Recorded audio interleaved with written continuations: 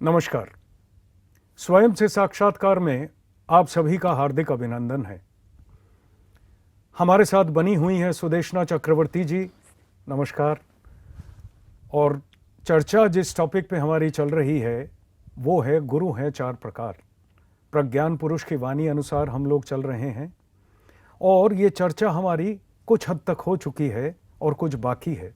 इस चर्चा का जो मुख्य विषय है वो तो है ही सद्गुरु वाणी और इनका जो डायरेक्ट एक्सपीरियंस है स्कूल में बच्चों के साथ, क्योंकि अध्यापिका हैं, पेरेंट्स के साथ, और इनको क्या प्रॉब्लम आ रही है बचपन से लेके बिल्कुल पैदाइशी साथ रहा है प्रज्ञान पुरुष का, तब से लेके अब तक जब तक उनका शरीर रहा, जो कुछ शिक्षा इन्होंने पाई उसको अप्लाई करने में इनको कुछ अड़चनें आ रही हैं, प्रॉब्लम्स आ रही हैं, क्योंकि माहौल इतना परिवर्तित हो गया है। तो आइए सुदेशना जी से सुनते हैं उनकी ज़बानी उनकी कहानी। लहरी जी, और एक बात मैं आपसे बोलना चाहती हूँ कि आजकल मैंने ये चीज़ बहुत नोटिस करी है कि जब बच्चों को पढ़ना चाहिए तब वो पढ़ते नहीं, वो किसी और काम में व्यस्त हो जाते हैं। वीडियो गेम्स खेलना या कोई और स्पोर्ट्स खेलना, कुछ भी इत्यादि चीज़ों में दे गेट बिज़ी। तो वो अपना राइट यूज़ ऑफ टाइम नहीं करते हैं। और मैंने एक बार सुना भी था कि प्रज्ञान पुरुष श्री श्री बाबा ठाकुर राइट यूज़ के बारे में उन्होंने बताया है। तो अगर आप उस चीज़ में थोड़ा और विस्तार से बोलेंगे तो शायद मुझे भी क्लियर होगा और मैं भी उनको जाके क्लियरली समझा पाऊँगी और अपने टीचिंग में इम्प्लीमेंट कर पाऊँगी। ये आपने एक और महत्वपूर्ण बिंदु है उनके अंदर से जो ज्ञान उद्गत हुआ है, वो बिंदु है right use of 6 different things. Right use of time, समय का सही व्यवहार, यथार्थ व्यवहार। राइट यूज़ ऑफ वेल्थ, अब इस वेल्थ में ये नहीं है कि आपके पास करोड़ा रुपया होना चाहिए। अगर 100 रुपया है तो 100 रुपये का राइट यूज़, और अगर करोड़ा रुपया है तो उसका right use. Right use of life energy, जीवन में हर एक के पास लाइफ एनर्जी है, किसी के पास कम है, किसी के पास ज़्यादा है। तो बातचीत कम ज़्यादा की नहीं है, जो भी है उसका सही व्यवहार मैं कैसे करूं। राइट यूज़ ऑफ एजुकेशन, जो भी शिक्षा मुझे मिली है, मैं 4th क्लास पास हूं, तो 4th क्लास पास बच्चा प्रकृति से बहुत कुछ सीखता है, चारों तरफ लोगों के व्यवहार से बहुत कुछ सीखता है, प्रेरणा पाता है जगह जगह से। तो ये जो शिक्षा है इसका व्यवहार करना जीवन में। तो right use of time, right use of life energy, right use of wealth, right use of education, and 5th right use है राइट यूज़ ऑफ एनवायरनमेंट, जो प्रकृति मेरे चारों तरफ है इसका राइट यूज़। तो छोटी छोटी बातों से भी इनकी चर्चा हम करेंगे। और 6th राइट यूज़ जो है वो बिल्कुल पराकाष्ठा है इन पांचों का एकत्रित राइट यूज़। तो 6th राइट यूज़ ये है। अब आपका प्रश्न था राइट यूज़ ऑफ टाइम के बारे में। समय एक बहुत इंपॉर्टेंट चीज़ है हमारे जीवन में। कर्ममय जीवन है हमारा, कर्म और समय का डायरेक्ट लिंक है। याद रखिएगा, टाइम नहीं होगा तो कोई कर्म नहीं है, कर्म नहीं होगा तो टाइम नहीं है। आप समझ रहे हैं कहने का मतलब? टाइम आ ही रहा है, जैसे इस पल मैं आपसे बात कर रहा हूं, ये पल निकल गया, अब एक और पल आ गया, तो हम पल दर पल बढ़ रहे हैं और इसके साथ साथ हमारी बातचीत भी बढ़ रही है। बातचीत हो गया कर्म, और पल जो है, समय जो है, सेकंड्स गुजरते जा रहे हैं। एक छोटे से उदाहरण से आइडिया लगता है। अब आपने राइट यूज़ ऑफ टाइम के बारे में कहा है। राइट यूज़ ऑफ टाइम का मैं एक सिंपल उदाहरण देता हूं, जो उदाहरण आप बच्चों के सामने कभी भी कह सकती हैं। आप एक जार ले लीजिए, एक एक्सपेरिमेंट करिएगा बच्चों के पास जाके कमरे में। वेरी सिंपल एक्सपेरिमेंट है। एक जार ले लीजिए, जैसे जार मतलब एक प्लास्टिक का कोई जार होता है ना, कंटेनर टाइप, जिसके अंदर घर में माताएं रख देती हैं, दाल चावल वगैरह रख देती हैं। ऐसा एक कंटेनर ले लीजिए। कुछ टेबल टेनिस के बॉल होते हैं ना, बड़े बड़े ऐसे इस साइज के, ऐसे कुछ बॉल ले लीजिए। वो बॉल, कुछ कंकड़ होते हैं ना, बजरी टाइप से थोड़े बड़े कंकड़, जब मकान बनता है तो ऐसे छोटे छोटे साइज के पत्थर होते हैं जिसको रोड़ी बोलते हैं, जिसका इस्तेमाल होता है छत की ढलाई में। ऐसी कुछ रोड़ी ले लीजिए।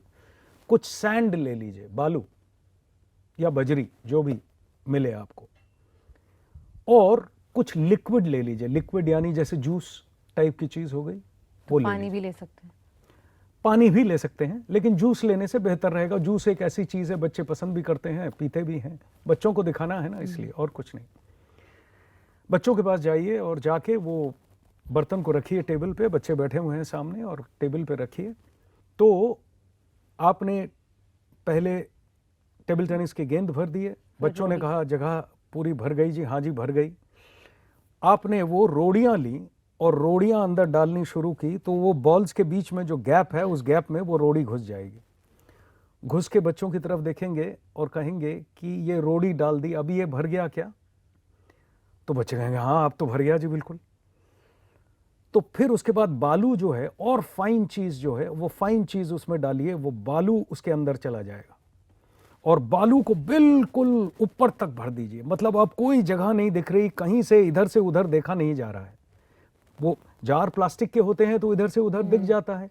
तो अब जब वो बालू भर गया, तो वो जार में इधर से उधर, बच्चे आपके सामने बैठे हैं, कुछ भी नहीं देख पाएंगे। अब भर गया क्या बच्चों? ओ जी अब तो बिल्कुल भर गया। फिर लीजिए वो लिक्विड जूस, वो जूस डालिए। जाहिर सी बात है, पानी है, वो पकड़ लेगा। वो जार ज्यों का त्यों रहा, वो जूस से भर गया। अब इस डेमोन्स्ट्रेशन का, एक्सपेरिमेंट का अर्थ क्या निकला? बच्चे पूछेंगे मैम आपने ये क्यों दिखाया हमें? हाँ ठीक है जी, ठीक है, कुछ शिक्षा तो मिली कि हम पहले सोचे थे कि भर गया, फिर आपने कुछ और डाला, फिर, लेकिन इसका मतलब क्या हुआ? इसका मतलब ये है कि ये जो जार है, ये मेरा जीवन है, मेरा या किसी का भी जीवन है। इस जार में सबसे पहले आपको डालनी है बड़ी बड़ी चीजें, क्योंकि अगर सबसे पहले आप वो पानी डाल देंगे या वो रेता डाल देंगे तो वो जार भर जाएगा, बड़ी चीजें आ नहीं सकेंगी। ठीक? तो ये बड़ी चीजें क्या हैं? जो मेरी जिंदगी की बड़ी अहम रखने वाली बातें हैं। मेरा परिवार, सेहत, मेरे जीवन को मैंने कैसे चलाना है, इसके बारे में एक सोच, शिक्षा ग्रहण करना, मेरे आसपास के जो करीबी लोग हैं, ये सब मिला के ये बड़ी बड़ी इंपॉर्टेंट चीजें होती हैं जिनको बच्चा सबसे पहले अपने समय के यूज में भरेगा। ठीक है? उसके बाद जो रोड़ी आए, तो रोड़ी क्या चीज है? रोड़ी है मेरी गाड़ी, मेरे पास एक अच्छी मोटरसाइकिल होनी चाहिए। अच्छा ये क्वालिटी नहीं, वो क्वालिटी होनी चाहिए। ठीक है? मैं यहां जाऊंगा, वहां घूमूंगा, ये करूंगा, ये सब होना चाहिए। समथिंग जिसका मैं व्यवहार करके, ये जो मेरी मोटी चीजें हैं, बड़ी चीजें हैं जिनको मैंने भरा है, इन चीजों का व्यवहार करके मैं उसको सुचारू रूप से चलाऊंगा। अगर मैं नौकरी कर रहा हूं तो मेरे को एक मोटरसाइकिल या एक गाड़ी चाहिए कहीं जाने आने के लिए। आजकल का जमाना जो है, शहरों में तो बहुत मुश्किल होता है केवल बसों में ट्रैवल करना। तो ये जो चीजें हैं जिसमें आपका रुपया पैसा, ये सारी चीजें आ जाती हैं, ये हो गई वो रोड़ियां। अब ये जो बालू है, ये अलग अलग लोगों में अलग अलग रहेगा। ये बालू बहुत सारी जो बाकी छोटी हल्की फुल्की चीजें हैं, अभी नाटक देखने जाऊंगा या नहीं जाऊंगा, अभी मैं इस खेल को देखूंगा या नहीं देखूंगा, अच्छा ठीक है अभी मेरे पास समय नहीं है, अभी मैं वहां रेस्टोरेंट नहीं जाऊंगा, अभी मैं, ये जो चीजें हैं, जिन चीजों का आप ऊपर नीच कर सकते हैं, ये चीजें हैं। अब इससे आपका जीवन भर गया। आप चुप हो जाइए। बच्चे पूछेंगे अरे मैम वो जो जूस था उसका क्या हुआ? इंटरेस्टिंग करने के लिए बच्चों को क्या है कि हर चीज इंटरेस्टिंग तरीके से आप पेश करेंगे ना, तो बच्चों की तरफ से एक अलग रिएक्शन मिलेगा। आप जूस के बारे में भी बोल सकती थी, लेकिन बोलेंगी नहीं। आप रुक गए, मैडम उस जूस का क्या हुआ? वो जूस क्योंकि उनको पसंद, बाकी चीजें इतनी पसंद नहीं है, टेबल टेनिस की गेंद, रोड़ियां, बजरी, बालू, जूस का क्या हुआ? तब आप हंस के कहिएगा, कुछ समय आप लोगों के पास तब भी रहेगा कि दोस्तों के साथ बैठ के एक गिलास जूस का पी लें। समझ रही हैं? सो कहने का अर्थ क्या है कि एक रोमांचक तरीके से, एक इंटरेस्टिंग तरीके से आपने बात पेश की, और पेश करने के बाद बच्चों से कहा कि बच्चे देखो कितना इम्पोर्टेंट है समय के इस्तेमाल में सबसे पहले अपने जो करीबी लोग हैं, आत्मीय स्वजन हैं, पिता माता हैं, इन लोगों के साथ का जो आपका जीवन है, आपकी अपनी सेहत है, आपके अपने समय का व्यवहार है, जो चीज़ आप इस्तेमाल करके बाकी सारी चीज़ें करोगे, ये चीज़ें अगर आपके जीवन में आपने भरी नहीं सबसे पहले, तो आगे कदम ले ही नहीं सकते आप। तो समय के यूज़ में सबसे पहले इससे आप देखिए क्या इनकलकेट कर रहे हैं, आप उनको ये भी बता रहे हैं कि देखिए परिवार कितना इम्पोर्टेंट है। परिवार में मोस्ट इम्पॉर्टेंट है माता पिता, दादा दादी, जो बुजुर्ग लोग हैं, जो एल्डरली पर्सन्स हैं, जो हमें अपनी जीवन के एक्सपीरियंस का ज्ञान देते हैं, उनकी इम्पोर्टेंस कितनी है। फिर उसके बाद आपकी अपनी सेहत का आपको ख्याल करना है। ठीक है, अगर आप 24 घंटे मोबाइल पे लगे रहोगे तो आपकी आंखें नेचुरली एक टाइम आएगा जब वो काम नहीं करेगी। प्लस 24 घंटे मोबाइल पे लगे रहना या नेट पे लगे रहने से क्या आप समय का सही व्यवहार कर रहे हो? अब ये कहानी बोलने के बाद जब उन बच्चों को आप ये बताओगे कि देखो बच्चों, अब ये समय के व्यवहार में आप खुद सोच के देखना, मैं आपको कुछ नहीं कह रही हूं, मैंने सिर्फ एक चीज आपके सामने रख दी, अब आप खुद सोच के देखना कि कितना समय आपको कहां बिताना चाहिए। और अक्सर हम अपने माँ बाप के साथ, जो सबसे करीबी लोग हैं, उनके साथ समय बिताना भूल जाते हैं because of the busy schedule, या बिकॉज हम बहुत बिजी हो जाते हैं अपने खुद के लाइफ में। बिल्कुल, समय माँ बाप के साथ समय बिताना है वो टेबल टेनिस की गेंदें जिसको आपने सबसे पहले भरा है, मेन प्रायोरिटीज भूल जाते हैं। प्रायोरिटी हो गई माँ बाप के साथ समय देना। तो अगर एक थोड़े से रोमांचक तरीके से, एक ऐसे तरीके से जो कि बच्चों को कहानी टाइप से लगे और ऐसा न लगे कि केवल ज्ञान दिया जा रहा है, ऐसे तरीके से अगर आप पेश करोगे, ये बातें आप पिता माता के साथ भी कर सकते हो। तो ये कोई ऐसी चीज नहीं है जो कि छुपी हुई है या जो कोई सीक्रेट है, लेकिन एक सोच होनी चाहिए कि अगर मेरा अपनापन है मेरे बच्चे के साथ एज अ टीचर और एज अ पेरेंट, तो अगर माँ बाप के नाते है, चाचा चाची होने के नाते है, बड़े भाई होने के नाते है, तो ये जो अपनापन है इसके अंदर वैरी भाव या गलत भाव आने का स्कोप नहीं देना चाहिए। बच्चे में खामियां रहेंगी, क्या आप में नहीं रही? एज पिता माता आप में नहीं रही? तो आप केवल ये उम्मीद करेंगे कि बच्चे के अंदर कोई खामियां नहीं होंगी, केवल अच्छे गुण होंगे, ऐसा संभव नहीं है। तो आपको अपने बच्चे को अपनाना है, उसकी बुराई और उसकी भलाई दोनों को साथ लेके। बहुत अहम पॉइंट है ये। अक्सर देखा गया है कि हमारे अंदर, सबके अंदर, कि एक्सेप्टेंस लेवल बहुत कम है, हम इजीली चीज़ें एक्सेप्ट नहीं कर पाते हैं। तो अगर हमसे कोई अलग होता है या हमसे कोई दूसरा ओपिनियन रखता है, अगर किसी का डिफरेंट ओपिनियन होता है, तो हम उसे इजीली एक्सेप्ट नहीं कर पाते हैं। तो ये भी एक बहुत ही गलत चीज़ है, जो कि आई थिंक हम सबको, एटलीस्ट मैं अपने बारे में बोल सकती हूँ कि हमेशा ऐसा भी होता है कि मैं हर चीज़ एक्सेप्ट नहीं कर पाती। तो इस चीज़ को भी हमें याद रखना चाहिए और सुधार का, उसके लिए we should try to improve ourselves.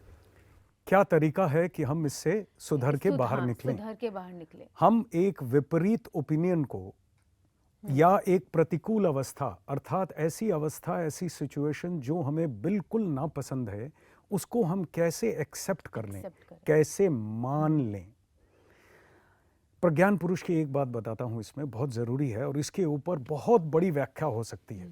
मान कर और मना कर चलना, कि इसको मानो, हर चीज चारों तरफ वही परमात्मा परमेश्वर है, वही अखंड भूमा है, इसको तुम मानो और इसको मानते हुए जीवन को जियो। अगर मंत्र नाम की कोई चीज है उनकी तरफ से, तो मान कर मना कर चलो, ये है सबसे बड़ा उनका मंत्र। अब ये मान कर मना कर चलो के ऊपर आपका प्रश्न है। अब इस प्रश्न का जवाब थोड़ा सा लंबा है। लंबा इसलिए है कि इसका बैकग्राउंड और इसकी हर बात को लेके चलना पड़ेगा। थोड़ी सी बातें मैं आपसे ये भी करना चाहूँगा कि शिक्षक, अध्यापिका हिसाब से आपका और बच्चों का जो रिलेशन होगा वो क्या होगा, इसके ऊपर प्रज्ञान पुरुष की कुछ बातें हैं जो मैं सबके साथ शेयर करूँगा, दर्शक गणों के साथ और आपके साथ भी। वो बातें कोई ऐसी पारंपरिक बातें नहीं है, हालांकि जब आप सुनेंगे तो आपको लगेगा नहीं ठीक है, बहुत अच्छी बातें हैं, लेकिन उसका व्यवहार, उसकी चर्चा जगत में बहुत कम है। तो चूंकि हमारा समय समाप्त हो चला है, तो हम अगली कड़ी में दोस्तों इस पॉइंट को लेंगे कि हम कैसे विपरीत चीज़ों को माने, इसी बोध में कि वो भी मैं ही है जैसे कि मैं हूँ। तो इसको मान कर कैसे चलें अपने जीवन में, ऐसा ही प्रश्न सुदेशना जी से आया। हम इस बातचीत को जारी रखेंगे हमारी अगली कड़ी में। तब तक के लिए धन्यवाद, नमस्कार। सदगुरु श्री श्री बाबा ठाकुर का एक और उद्गीत भजन हम सुनने जाएंगे। यह उद्गीत भजन मधुवंती राग में है। यह राग सुर पंचम से शुरू होता है। इस भजन के बोल है, गुरु तेरे चरणों में मेरा यही निवेदन, यही निवेदन मेरा यही निवेदन, तव सेवा में रखो युक्त मेरे प्राण मन, गुरु तेरे चरणों में मेरा यही निवेदन।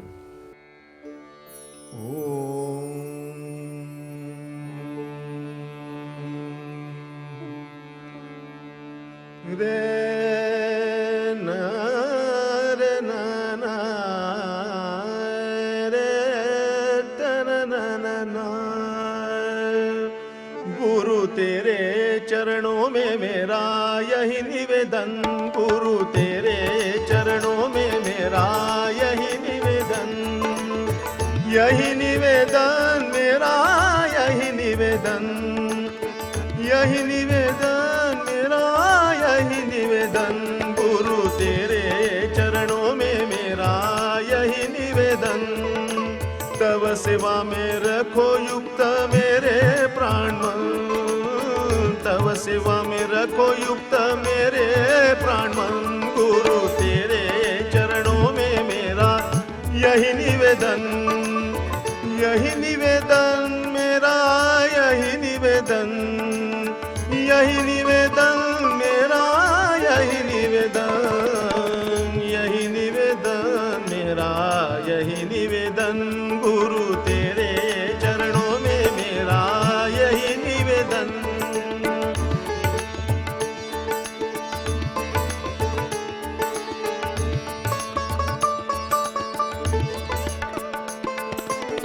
पाऊं जैसे दया तवा पाऊं तव दर्शन, पाऊं जैसे दया तवा पाऊं तव दर्शन, दीवानिशिया विराम रखो संग सर्वक्षण, रखो सर्व संगक्षण, रखो संग सर्वक्षण, रहो संग में स्वयं, गुरु तेरे चरणों में मेरा यही निवेदन, गुरु तेरे चरणों में मेरा यही निवेदन, स्मरण में मनन में रहो, रहो ध्यान में ज्ञान में, स्मरण में मनन में रहो, रहो ध्यान में ज्ञान में, शयन में सपन में रहो, रहो सदा जागरण में, शयन में सपन में रहो, रहो सदा जागरण में, तव कृपा जैसे पाऊं पाऊं तव करुणा, तव कृपा जैसे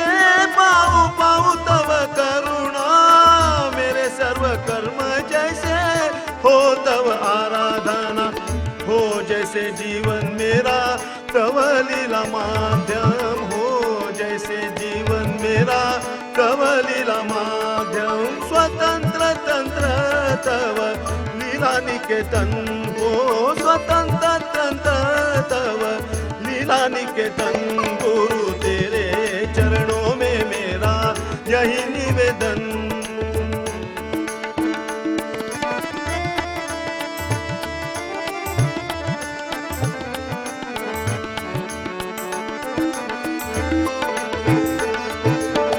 करूं तुझको समर्पण, करूं समर्पण, गुरु मेरा जीवन हो, करूं तुझको समर्पण, करूं समर्पण, गुरु मेरा जीवन, करो मुझको ग्रहण गुरु, करो मुझको ग्रहण, करो गुरु मुझको ग्रहण, करो गुरु मुझको ग्रहण, दो मन को बल तुम्ही, दो मन को शक्ति, दो मन को बल तुम्ही, दो मन को शक्ति, दो हृदय में विश्वास, दो श्रद्धा भक्ति, दो श्रद्धा भक्ति, जगाओ हृदय में त्याग वैराग्य शरणागति, जगाओ हृदय में त्याग वैराग्य शरणागति, शरणागति शरणागति शरणागति, जगाओ हृदय में त्याग वैराग्य शरणागती ध्रुवा स्मृती आत्मरती विशुद्ध आत्मज्ञान विशुद्ध आत्मज्ञान बोल देना बोधिवान दिव्य नयन तव सच्चिदानंद बोध में करु विचरण तव सच्चिदानंद बोध में करु विचरण गुरु तेरे चरणों में मेरा यही निवेदन गुरु तेरे चरणों में मेरा यही निवेदन